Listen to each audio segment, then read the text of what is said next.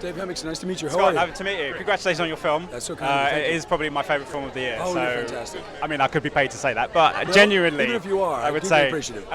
Is it true, looking for your big blog, if you win tonight and you win maybe an Oscar, that you'd be the first Oscar winner to work on Family Guy? Would that be correct, do you think?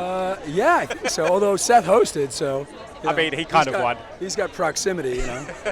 Tell me how this all started, where this came from, because I was so fascinated by the story. I wrote a pilot about 5 years ago based on my personal experiences growing up in New England, going to a prep school, and it was called Stonehaven, and Alexander Payne, it kind of like nothing really happened with it, and Alexander Payne got a hold of it, I didn't even know it, and kind of cold called me, having loved it, and said, would you write this movie for me, and here we are. Here we are. Yeah. Did you have a thought back then about who would play? I mean, do you write for people specifically, or did Paul kind of come into the process as you went along? Paul Giamatti, this was cut for Paul Giamatti like a Savile Row suit.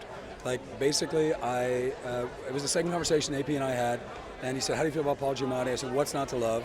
He said, would you consider writing it for him? I said, I would be honored, and so I did, yeah. Are you surprised with the reaction so far? Because it seems to be universally, across the world, people with different experiences have all kind of embraced and taken their own experiences of going to college, going to school from it. I mean, that must be incredible. Yeah, it's incredibly thrilling. I mean, I had no idea. I just wrote from the heart. I mean, this is one from the heart. It's kind of a love story, and it's a love letter to my mom and my uncle and my dad and the people who kind of raised me and saved me. So I think the love kind of shines through a little bit. At least I hope it does. It's what I meant for it to do. And if people are responding to that, then I cherish that reaction, and I'm deeply grateful.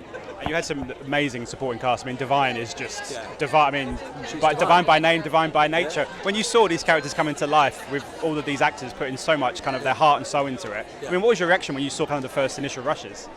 Watching the rushes, the dailies, I was just shocked. I was shocked at how great it was. Because, you know, when you make something, when you write something, you're making the movie in your head, you know, when you're a writer.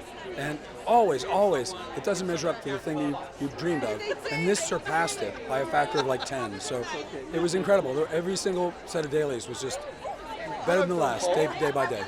As a final question then, was it in the original script, where was the idea for the glass eye? Was that your idea? Did that come from someone specific? Or? That was actually, Alexander gave me a log line to write from, which was Odiferous, ocularly challenged professor, stuck at school with 5 kids. So that was baked in from the get-go. Okay. Yeah. Fantastic. It's like watching the film, people have reacted to, can't tell what eye it is. I mean, is it real, is it not? But that sparked more debate than the film itself. I love that. That's fantastic. There are all kinds of Easter eggs, by the way. There's about 7 Easter eggs in that movie. Yeah. And most people haven't, there's like a couple people still haven't spotted yet.